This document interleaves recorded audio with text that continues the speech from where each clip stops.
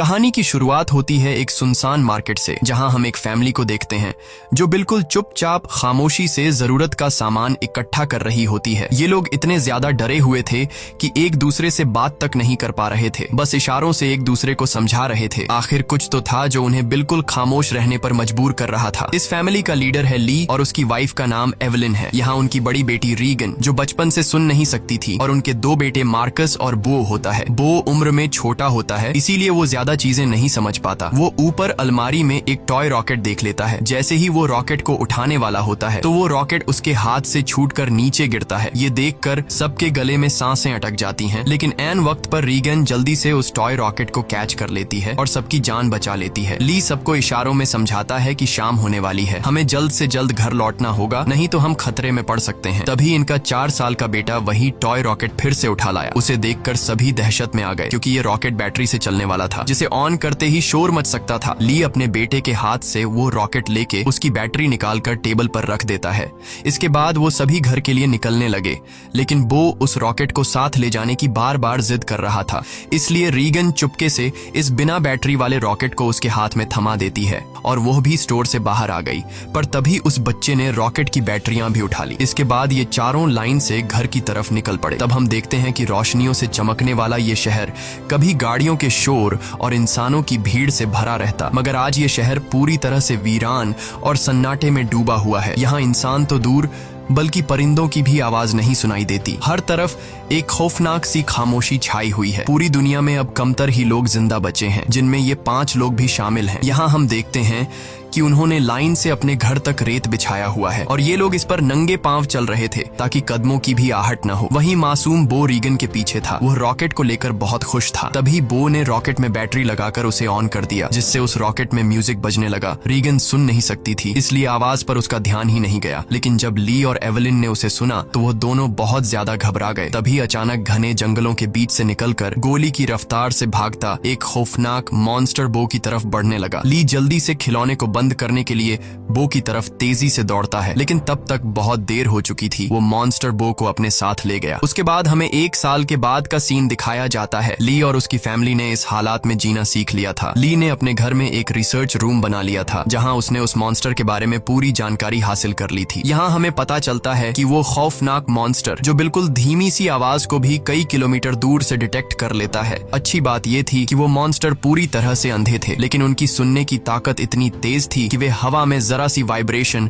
और धीमी से धीमी आवाज को भी महसूस कर सकते थे। अगर कोई इंसान जोर से सांस भी ले तो उसे भी महसूस करके ये मॉन्स्टर बिजली की रफ्तार से उसकी ओर दौड़ पड़ते थे और उस इंसान को कुछ ही सेकंड में खत्म कर देते थे। साथ ही साथ इन मॉन्स्टर्स की चमड़ी लोहे से भी ज्यादा मजबूत थी, जो उन्हें बंदूक की गोली और किसी भी हथियार से प्रोटेक्ट करती थी। दरअसल आज से 1 साल पहले ये मॉन्स्टर स्पेस से आए एक मेट्रॉइड के जरिए इस धरती पर आए। ये मॉन्स्टर्स इतने ज्यादा तेज रफ्तार थे कि कुछ ही वक्त में ये पूरी धरती में फैल गए और इस दुनिया से लगभग सभी इंसानों का नामो निशान मिटा दिया। इन मॉन्स्टर्स से बचने का सिर्फ एक ही तरीका था, और वो था बिल्कुल शांत रहना, जो कि ली और उसकी फैमिली ये राज जान चुके थे। इसलिए उन्होंने खुद की पूरी तरह से सेफ्टी कर ली थी। ली ने अपने घर के चारों तरफ सीसीटीवी कैमरास लगा दिए थे ताकि मॉन्स्टर के आने की खबर उनको लग सके। साथ ही उसने सीढ़ियों और रास्ते में कदम रखने वाली जगह पर एक खास तरह के निशान लगाए थे ताकि उन क्रीचर्स को उनकी पैरों की आहट भी न आ सके। और ली ने अपने घर में एक अंडरग्राउंड बंकर भी बनाया था, जहाँ ये इन मॉन्स्टर्स पर रिसर्च करता था। उसने ये भी पता लगा लिया था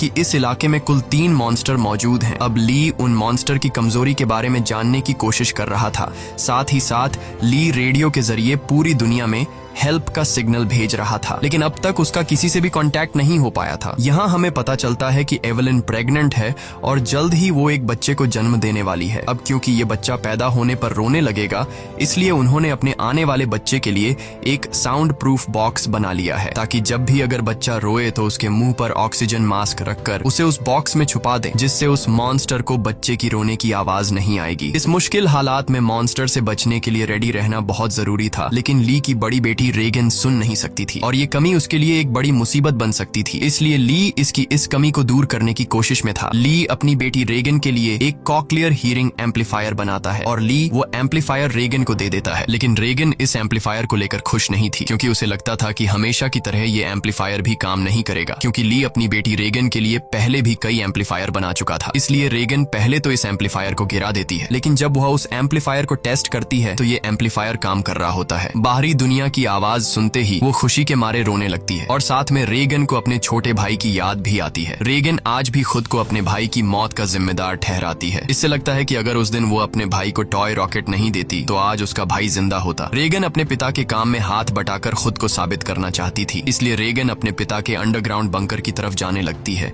लेकिन तभी उसके पिता उसे रोक लेते हैं और उसे अंदर जाने से मना कर देते हैं, क्योंकि 1 साल पहले रेगन के अपने छोटे भाई को टॉय रॉकेट देने की गलती की वजह से अब वो रेगन पर बिल्कुल भी भरोसा नहीं करता। उसे डर लगता है कि नीचे अंडरग्राउंड बंकर में माइक्रोफोन, रेडियो और भी कई सारी चीजें हैं। अगर गलती से भी रेगन का हाथ किसी ऐसी चीज के साथ लग गया जो साउंड क्रिएट करती हो तो हमारी जान खतरे में पड़ सकती है। अगले दिन ली अपने बेटे मार्कस के साथ मछलियां पकड़ने नदी पर जा रहा होता है। रेगन भी उनके साथ जाना चाहती थी। रेगन ली से रिक्वेस्ट करती है कि प्लीज मुझे भी अपने साथ ले चलो, पर ली ने उसे अपने साथ ले जाने से मना कर दिया। वो रेगन से कहता है कि तुम्हारी माँ घर पर अकेली है, इसलिए तुम घर पर अपनी माँ का ख्याल रखो। जिसके बाद ली मार्कस के साथ नदी की तरफ निकल गया। ये बात रेगन को बहुत ज्यादा बुरी लगती है और वह नाराज हो जाती है। उसे लगता है कि उसके पिता उसे प्यार नहीं करते, इसलिए वह अपना बैग पैक करके वह भी घर से कहीं निकल गई और सीधा उस जगह पर आई जहां पर उसके भाई को मॉन्स्टर ने मार डाला था। वह अपने भाई के कब्र के पास लेटकर रोने लगती है और कुछ ही देर में यहीं पर रेगन की आंख लग जाती है। दूसरी तरफ एवलिन घर पर बिल्कुल अकेली थी। कुछ देर बाद वो बेसमेंट से कपड़े धोकर उन्हें बोरी में भरकर बाहर ले जा रही थी। तभी सीढ़ी पर लगा एक कील उस बोरी में फंसकर सीधा हो गया। वह नुकीला कील ठीक उनके पैर रखने की निशान पर था, पर एवलिन उसे देख नहीं पाई। उधर ली और मार्कस मछली पकड़ने में लगे थे। कुछ देर बाद ली अपने बेटे मार्कस को एक झरने के पास ले आता है और ली अपने बेटे से कहता है कि यहाँ तुम बात कर सकते हो, क्योंकि पानी के झरने की वजह से तुम्हारी आवाज उसमें हाइड हो जाएगी और तुम्हारी आवाज उस मॉन्स्टर तक नहीं पहुंच पाएगी। अब तुम खुलकर बात कर सकते हो। वो दोनों झरने के पास बैठकर बातें करने लगते हैं। मार्कस पूछता है क्या वो बो की मौत का जिम्मेदार रेगन को मानते हैं, जिस पर ली जवाब देता है कि जो कुछ भी बो के साथ हुआ उसमें किसी की भी गलती नहीं थी। लेकिन मार्कस ली को बताता है कि रेगन आज भी बो की मौत का जिम्मेदार खुद को ठहराती है, इसलिए तुम्हें रेगन को ये बात बतानी चाहिए कि उस दिन तुम्हारी कोई गलती नहीं थी। इसी दौरान एवलिन ने अपने मर चुके बेटे की तस्वीर लिए उसकी याद में आंसू बहा रही थी। तभी अचानक उसे लेबर पेन शुरू हो गया, यानी कि उसकी डिलीवरी का टाइम आ चुका था। वो फोटो फ्रेम हाथ में लिए हुए जल्दी से बेसमेंट की तरफ जाने लगी, पर तभी सीढ़ियों से नीचे उतरने की जल्दी में उसका पैर उस नुकीले कील पर धंस गया। एवलिन दर्द से तड़प उठी, पर उसने अपने मुंह से आवाज नहीं निकाली, लेकिन उसके हाथ से उसके बेटे का फोटो फ्रेम छूट गया और तेज आवाज के साथ नीचे गिरकर टूट जाता है। एवलिन ने जैसे तैसे करके अपने पैर को खींचकर उस कील से बाहर निकाला। इस दौरान उसे इतनी तकलीफ हुई कि उसका चेहरा पूरी तरह से लाल हो गया, लेकिन वो खुद पर काबू रखते हुए अपने मुंह से आह तक नहीं निकालती, क्योंकि उसे पता था कि आवाज निकालने का मतलब अपनी मौत को दावत देना है। वो लंगड़ाती हुई नीचे आकर लाइट का स्विच ऑन करती है, जिससे बाहर रेड लाइट जल पड़ी। अब वो वापस ऊपर की तरफ लौटने लगी, पर तभी उसने कुछ देखा जिससे उसके गले में सांस अटक गई। असल में वो मॉन्स्टर उसके घर तक पहुंच चुका था। दरअसल जब एवलिन के हाथ से वो फोटो फ्रेम गिर गया था तो उस आवाज को मॉन्स्टर ने सुन लिया था। डर से कांपती एवलिन दीवार के पीछे छिप गई। दूसरी तरफ ली और मार्कस मछलियां पकड़कर घर वापस लौट रहे थे। तभी दूर से उन्होंने देखा कि घर के चारों ओर रेड लाइट जल रही है। ली समझ गया कि एवलिन खतरे में है। वह तुरंत घर की तरफ भागा। उधर बेसमेंट में छिपी एवलिन डर के मारे कांप रही थी और वो मॉन्स्टर उसे घर के हर एक कोने में ढूंढ रहा था। तभी एवलिन को बेसमेंट में एक टाइमर मिला। यहाँ एवलिन समझदारी से काम लेते हुए उस टाइमर में कुछ सेकंड्स का टाइम सेट करके उसे एक कोने में रख देती है और जल्दी से एक दूसरे कोने में आकर चुप जाती है। इतने में वो मॉन्स्टर वहाँ हलचल महसूस कर लेता है और वो धीरे धीरे उस हलचल वाली जगह की तरफ बढ़ने लगा। वो एवलिन के काफी करीब था। एक तो एवलिन को लेबर पेन हो रहा था और दूसरा उस मॉन्स्टर का डर था, लेकिन एवलिन अपने आप को पूरी तरह से कंट्रोल करके बिल्कुल चुपचाप बैठ जाती है। तभी टाइमर में अलार्म बजा, जिसे सुनते ही वो मॉन्स्टर तेजी से उस डायरेक्शन में भागा। मौके का फायदा उठाते हुए एवलिन जल्दी से अंडरग्राउंड बेसमेंट से बाहर निकली, पर वो जैसे ही मेन डोर से बाहर निकलने वाली थी तो उसने देखा कि एक और मॉन्स्टर घर के बाहर यहाँ वहाँ घूम रहा है। इसलिए एवलिन वहीं पर दीवार के साथ छिप गई। उधर ली मार्कस के साथ दूर से ये सब कुछ देख रहा था। ली समझ गया कि अगर मैं अपनी बीवी को बचाने के लिए घर पर जाऊंगा तो मैं अपनी बीवी को बचाने के बजाय हम दोनों की जान जा सकती है, क्योंकि उस मॉन्स्टर की बॉडी इतनी सख्त है कि उसे बंदूक से मार पाना इम्पॉसिबल है। इसलिए वह अपने पहले से बनाए हुए एक प्लान पर काम करने लगा। ली ने जल्दी से मार्कस को टॉर्च दिया और उसे जल्दी फ्लेयर रॉकेट चलाने को कहा, जो उन्होंने घर से दूर एक जगह पर पहले ही वहां सेट कर रखे थे। जिसके बाद मार्कस तेजी से रॉकेट की तरफ भाग निकला। दूसरी तरफ एवलिन ऊपरी मंजिल में मौजूद बाथ टब में भाग आई थी। वह बहुत ज्यादा तकलीफ में थी। अब वह और ज्यादा देर तक बच्चे को रोक नहीं सकती थी। वह बस बच्चे को जन्म देने ही वाली थी कि उसकी सिसकियों की आवाज को महसूस करता हुआ वो मॉन्स्टर बाथरूम के करीब आ चुका था। एवलिन को समझ आ चुका था कि अब जिंदा बच पाना नामुमकिन है। तभी उधर मार्कस ने रॉकेट्स चला दिए, जिससे आसमान में तेज आवाज के साथ फ्लेयर्स शुरू हो गईं, जिसे सुनकर वह मॉन्स्टर एवलिन को यहीं पर छोड़कर तेजी से उस आवाज की तरफ भागा। और उसी पल दर्द को दबाए बैठी एवलिन जोर से चीख पड़ी, जिसकी आवाज रॉकेट्स के शोर में दब जाती है। ये रॉकेट्स का शोर और लाइट्स दूर से रेगन भी देख लेती है और वह घर की तरफ निकल पड़ती है। थोड़ी देर बाद ली बंदूक लेकर घर के अंदर आया। उसने देखा कि सीढ़ियों पर पैरों के खून के निशान लगे हुए हैं। वह उन निशानों का पीछा करते हुए बाथरूम तक पहुंच जाता है। वहां पहुंचकर वह देखता है कि बाथ टब खून से लाल है। वह समझ गया कि एवलिन भी उस मॉन्स्टर का शिकार हो चुकी है। वह आंसू बहाता हुआ वहीं बैठ गया, पर तभी शावर रूम के कांच पर किसी ने हाथ रखा। वह कोई और नहीं बल्कि एवलिन ही थी। एवलिन ने इस मुश्किल हालात में भी खुद को संभाल कर एक बेटे को जन्म दिया था। एवलिन को जिंदा पाकर ली की आंखें खुली की खुली रह गईं। अब इससे पहले कि बच्चे की रोने की आवाज आती, ली तुरंत एवलिन और बच्चे को उठाकर अंडरग्राउंड रूम में ले आया, जिसके बेसमेंट में उन्होंने बच्चे के लिए साउंड प्रूफ बॉक्स बनाया था। लेकिन बेसमेंट में घुसने से पहले ही बच्चे ने रोना शुरू कर दिया, जिसे सुनकर वो मॉन्स्टर तेजी से उनकी ओर आने लगा। ली जल्दी से अंडरग्राउंड रूम में घुसा और दरवाजे को एक मोटे मैट्रेस से ढक दिया। ली ने फौरन बच्चे के मुंह पर ऑक्सीजन मास्क लगाया और उसे बॉक्स में बंद कर दिया, जिससे उसके रोने की आवाज बंद हो गई। तब जाकर उन दोनों ने राहत की सांस ली। यहाँ ली अपनी वाइफ एवलिन को बताता है कि मैं इन क्रीचर्स की कमजोरी जान चुका हूँ। अब जल्द उनके लिए मैं एक औजार तैयार करने वाला हूँ, जिससे ये क्रीचर्स हमारा कुछ नहीं बिगाड़ पाएंगे। इसी दौरान दूसरी ओर रेगन भी घर लौट रही थी। तभी उसे खेतों के बीच एक लाइट जलती हुई नजर आई। रेगन जल्दी से उस लाइट के पास आने लगी, लेकिन वह इस बात से अनजान थी कि एक मॉन्स्टर उसकी कदमों की आहट से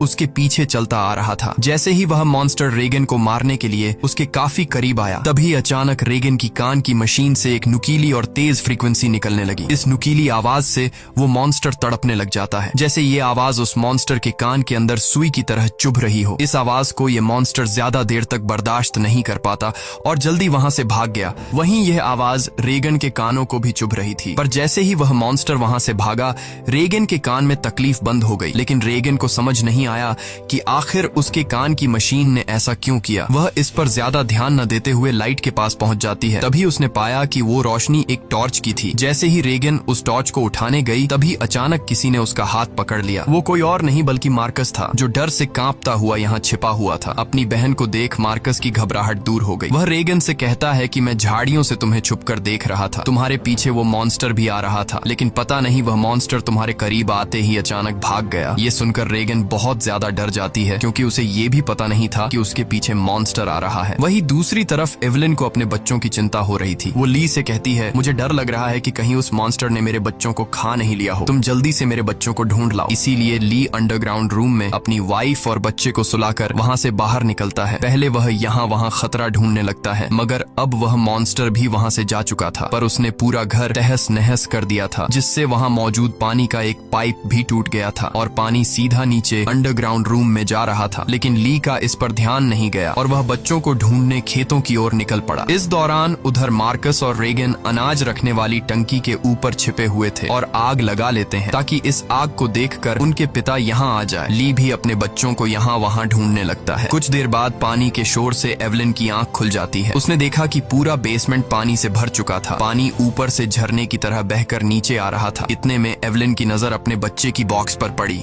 वह बॉक्स खुला हुआ था, पर वहाँ से बच्चे की जरा सी भी आवाज नहीं आ रही थी। एवलिन जैसे ही बॉक्स के पास जाने लगी, तभी उसे बॉक्स के पास ही सामने से एक मॉन्स्टर नजर आया। उसे देखकर एवलिन बहुत ज्यादा घबरा गई। एवलिन को लगा कि शायद मॉन्स्टर ने उसके बच्चे को खा लिया है, क्योंकि एवलिन को वह बॉक्स तो नजर आ रहा था, लेकिन वह बॉक्स उससे काफी दूर था, इसलिए वह बॉक्स के अंदर देख नहीं सकती थी कि बच्चा अभी भी जिंदा है या फिर मॉन्स्टर ने उसे खा लिया। इसलिए वह धीरे धीरे बॉक्स की तरफ बढ़ने लगी। तभी वो मॉन्स्टर भी पानी में उतर जाता है। लेकिन एवलिन जब बॉक्स के करीब पहुंची तो उसने देखा कि उसका बच्चा सही सलामत है। खुशकिस्मती से बच्चे ने आवाज नहीं किया था, जिस वजह से उसकी जान बच गई थी। वह अपने बच्चे को लेकर एक कोने में आकर चुपचाप खड़ी हो गई, पर वो मॉन्स्टर मौत बनकर एवलिन के पास ही मंडरा रहा था। अगर बच्चे के मुंह से जरा सी भी रोने की आवाज निकलती तो उनकी मौत पक्की थी। दूसरी ओर रेगन और मार्कस अपने पिता का इंतजार करते करते थक चुके थे। रेगन को लगता है कि उनके पिता उन्हें बचाने के लिए नहीं आएंगे। अब वह अकेले ही घर जाना चाहती थी, लेकिन मार्कस को अपने पिता पर पूरा यकीन था। अपनी बहन को जाता देखकर मार्कस उसे रोकने की कोशिश करता है, लेकिन जैसे ही वह अपनी बहन को रोकने के लिए आगे बढ़ता है तो अनाज की टंकी का दरवाजा खुलकर वह उसके अंदर गिर जाता है। गिरते वक्त मार्कस के मुंह से तेज आवाज निकल जाती है, जिसे सुनते ही वह मॉन्स्टर जो एवलिन को घर में ढूंढ रहा था वह फौरन उस आवाज के पीछे भाग पड़ा, जिससे एवलिन तो बच गई, लेकिन अब मार्कस की जान खतरे में पड़ गई थी। अनाज से भरी वो टंकी दलदल की तरह थी, जिसके अंदर फंसा मार्कस बाहर आने के लिए जितना जोर लगा रहा था उतना ही वह उसके अंदर धंसता जा रहा था। यहाँ रीगन टंकी का दरवाजा तोड़कर उसे नीचे अनाज में फेंक देती है और खुद भी नीचे टंकी में कूद जाती है। मार्कस जैसे ही अनाज में डूबने वाला था, रीगन उसे पकड़कर बाहर निकाल लेती है और ये दोनों दरवाजे के ऊपर बैठ जाते हैं, जिससे उनकी जान बच जाती है। लेकिन इन दोनों की हलचल को मॉन्स्टर ने सुन लिया था, इसलिए वो मॉन्स्टर खेत के रास्ते से तेजी से होते हुए टंकी की तरफ बढ़ता है। ली मॉन्स्टर को तेजी से टंकी की तरफ जाता हुआ देखकर समझ जाता है कि उसके दोनों बच्चे अनाज के टंकी के पास हैं। रीगन ने मार्कस की जान तो बचा ली थी, लेकिन उसका कोई फायदा नहीं होने वाला था, क्योंकि इतने शोर शराबे के बाद मौत का साया तेजी से उनकी तरफ बढ़ रहा था। अगले ही पल वो मॉन्स्टर भी टंकी के अंदर कूद पड़ा। वो उन दोनों को मारने के लिए जैसे ही आगे बढ़ा, तभी रीगन की कान की मशीन से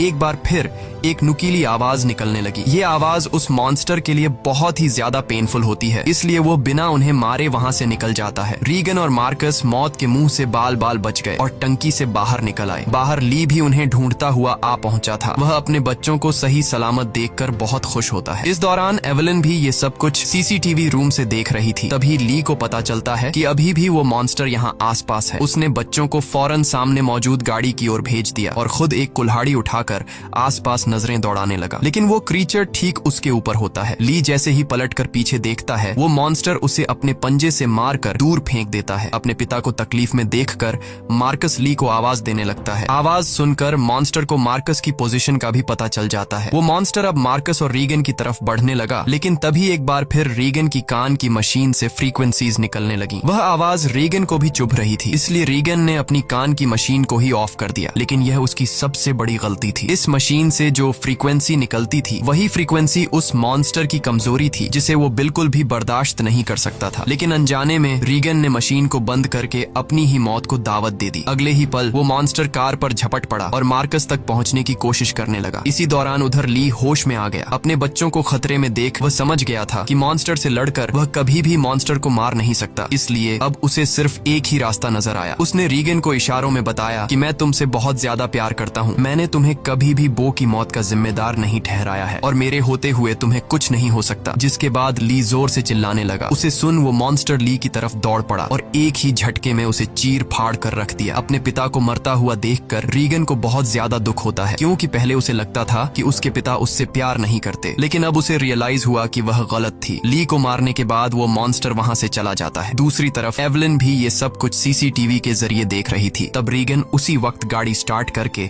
अपने भाई के साथ घर आ पहुंचती है। एवलिन ने अपने बच्चों को सही सलामत देखते ही सीने से लगा लिया। तभी एवलिन ने देखा कि वो मॉन्स्टर एक बार फिर से उनकी तरफ आ रहा है। इसके बाद ये लोग जल्दी से घर के अंदर चले जाते हैं, जहां मार्कस और रीगन अपने छोटे भाई को देखते हैं। रीगन देखती है कि उसके फादर उसके कोक्लियर इम्प्लांट के लिए कितनी मेहनत कर रहे थे। अब वो अपने फादर को बहुत ज्यादा मिस करने लगती है। कुछ देर बाद वह मॉन्स्टर उनके घर घुस आया। एवलिन यहाँ बंदूक तान कर उसके सामने खड़ी हो गई। एवलिन के पास बंदूक तो थी, पर वह जानती थी कि उसकी गोली उस मॉन्स्टर की मोटी खाल का कुछ नहीं बिगाड़ सकती, इसलिए अब उन्हें अपनी मौत अपनी आंखों के सामने नजर आ रही थी। लेकिन जैसे ही ये मॉन्स्टर उन लोगों को मारने के लिए आगे बढ़ा, तभी अचानक रीगन के कान में तकलीफ होने लगी। लेकिन दूसरी तरफ उसने देखा कि वो मॉन्स्टर भी अचानक तड़पने लगा। यानी जैसे ही रीगन के कानों में तकलीफ शुरू हुई, तभी दूसरी तरफ वो मॉन्स्टर भी उससे कई गुना ज्यादा तकलीफ महसूस करने लगा। रीगन समझ जाती है कि उसके कान में लगी मशीन जो उसके पिता ने बनाई थी, उसका इस मॉन्स्टर के साथ कोई कनेक्शन है। तभी रीगन का ध्यान अपने पिता के रिसर्च पर गया, जिससे रीगन को पता चला